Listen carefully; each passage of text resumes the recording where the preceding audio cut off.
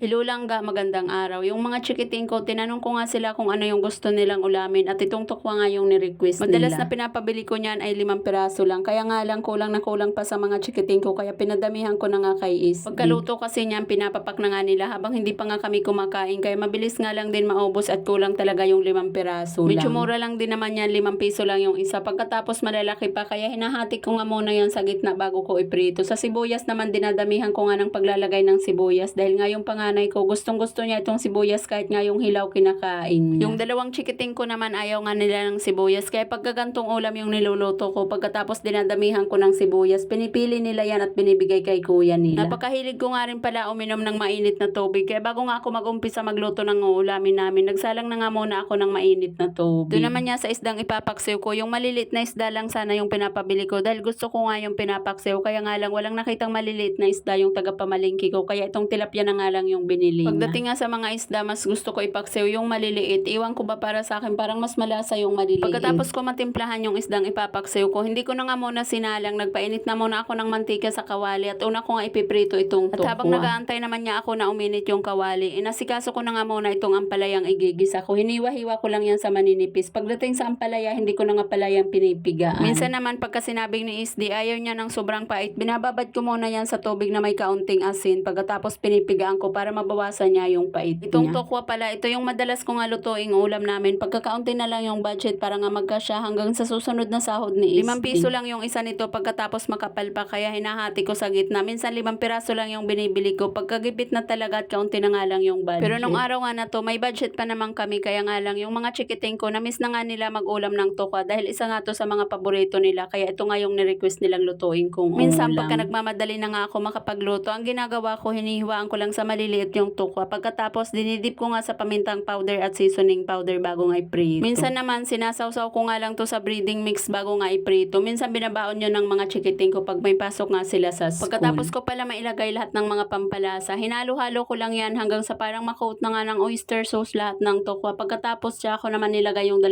pirasong itlog. Yung dalawang chikiting ko nga pala, si Chochay at si Bunso, hindi sila kumakain ng maanghang. Kaya ito pagkaluto, hiniwalayan ko na nga sila ng para sa kanila. At yung natitira naman niya dito sa kawali, lalagyan ko ng sili. Yung panganay ko naman kumakain siya ng maanghang. Kaya itong natitira nga para sa akin kay Isdi at pati na nga rin sa panganay. Kanina nung ginisa ko nga yung tokwa, naglagay na nga ako ng marami pang sibuyas. Pero hindi ko nga inubos lahat nung nahiwa ko. Nagtira ako. Masarap kasi to pagka medyo may hilaw pang sibuyas. Mas gusto ko nga rin to pagka marami nga yung siling haba. Kaya nga lang kaunti lang yung binili ni Isdi. Pagkatapos ko naman mailuto yung tokwa, dito sa kawaling pinaglutoan ko, hindi ko na nga yan hinugasan pa. Naglagay lang ako ng kaunting mantika. Pagkatapos dito ko na nga rin ginisa itong ampalaya. Si Isdi kahit na siya lagi yung tagapamalingki ko, hindi pa nga rin niya alam kung paano nga pumili ng gulay. Itong napili niyang ampalaya ay pahinog. Pagka nagluluto pala ako ng gantong ampalaya, ayoko nang may sabaw. Pagka naglalagay ako ng itlog, inaantay ko muna yan na matuyuan ng huli sabaw. Huli ko nang sinalang ay itong pinaksiw kong isda. Kumuha lang ako ng mga ilang piraso. Hindi ko na nga muna kinuha yan itong lahat. Pinaglutoan ko pala ng paksiw. Diyan kami nagsasaing ni Isdi dati nung 2 pa lang kami. Kaya nga lang ngayon, hindi ko na yan masaingan at tsokolate. Dahil nakaluto naman na ako ng ulam namin ito, naghain na nga rin ako kaagad para makakain na habang kami. Nagluluto pala ako, nasa taas nga yung mga chikiting ko. Kaya yung kinuha kong tukwa na hindi maanghang, hindi pa nga nababawasan. At ito na yung ulam namin para sa hapunan. Kain po tayo. Thank you Lord sa food. At hanggang dito na nga lang po muna. Maraming salamat sa panonood. God bless everyone. Bye!